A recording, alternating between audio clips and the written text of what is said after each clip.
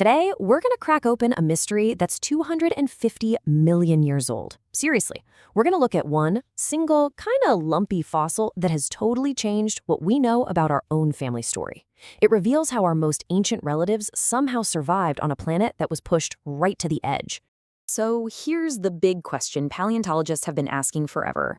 Did our earliest mammal ancestors lay eggs? We think of mammals giving live birth, right? Except for a few weirdos like the platypus. But what about way, way back, our first ancestors? How did they bring the next generation into the world? For the longest time, it was all just a guess. And then scientists found this. I know, it looks like something straight out of a sci-fi movie, but what you're seeing is a super detailed scientific reconstruction of an embryo. And this little guy holds the first ever direct, hard proof that answers that huge question. Okay, so to really get why this discovery is such a game changer, we need to rewind a bit and understand why this was such a tough puzzle to solve. It all starts with our own ancient family tree. The whole story really centers on this group of animals called therapsids. Now, these guys are not dinosaurs. They're actually on the direct line that eventually led to every single mammal on Earth today, from a blue whale to a bat to you. They are, for all intents and purposes, our our ancestors. So the running theory for decades was that, these therapsids probably laid eggs. It just made sense. But here's the thing. It was just an educated guess. There was this huge, frustrating gap in the fossil record. No one had ever found a therapsid egg. It was this massive question mark sitting right in the middle of our own evolutionary story. Now, the animal that finally gave us the answer, it didn't just live in any old world. It lived in a world that was recovering from a total catastrophe, and you have to understand this to get why it was so successful. Okay, so about 252 million years ago, the planet went through what's called the Permian mass extinction. People call it the Great Dying, and the aftermath was apocalyptic. We're talking a scorched planet with these wild, unpredictable climate swings, just brutal heat, and these devastating droughts that stretched across entire continents. And to put that into perspective for you, this one event wiped out about 90% of all species on the entire planet. Think about that. It's the closest life on Earth has ever come to just being snuffed out completely. It was a truly broken world.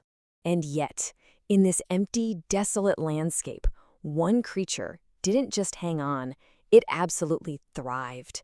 Meet Lystrosaurus. It was about the size of a pig, had this funny-looking beak and a couple of tusks, and it ate plants. Against all the odds, this unlikely little hero became the single most common four-limbed animal on the planet. So, how in the world did it pull that off? Well, the secret to its success was hidden for 250 million years inside this small, lumpy piece of rock that was found in South Africa. So check this out. On the left, that's the actual fossil. It doesn't look like much, does it? But inside that rock was the perfectly preserved embryo that you see brought to life in the reconstruction on the right. This is where ancient history meets some seriously cool modern tech. So the big challenge was, how do you see what's inside without cracking it open and destroying the whole thing? Well, the researchers use these incredibly powerful X-ray scanners.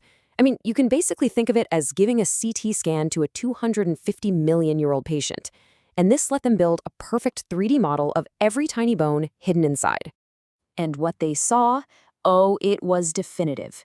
They found piece after piece of evidence that all pointed to one single conclusion.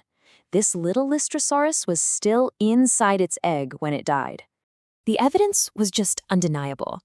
First, look at the posture. The little skeleton is all curled up in this perfect oval shape, exactly how an animal would be tucked inside an egg. Second, its bones weren't done growing. Parts of its pelvis and its spine just weren't fully formed, which means no way it could have stood up or walked. And then, the clincher. The two halves of its lower jaw hadn't fused together yet. That's a classic sign of an animal still in the egg, because it wouldn't have been able to eat on its own. So, boom, mystery solved. Our ancient ancestors laid eggs. But what's really fascinating is why this was such an incredible advantage in that harsh post-apocalyptic world. The science shows the egg was pretty big for the animal's size, and that turns out to be a key survival trick. In a world with these insane droughts, a bigger egg is much, much better at holding on to moisture. It has a smaller surface area to volume ratio, which is just a fancy way of saying it's way less likely to dry out. Not only that, but babies from bigger eggs tend to hatch more developed and just ready to face that tough world. So, this was the winning formula. A big, probably leathery shelled egg that could handle a drought and produced a more capable baby. And, that soft shell is also the reason we've never found one before. They just don't fossilize well at all. Laying this kind of egg wasn't just part of its biology, it was literally its superpower. So, what can a 250 million-year-old egg possibly teach us today? Well, as it turns out, a whole lot about how to survive in a time of crisis.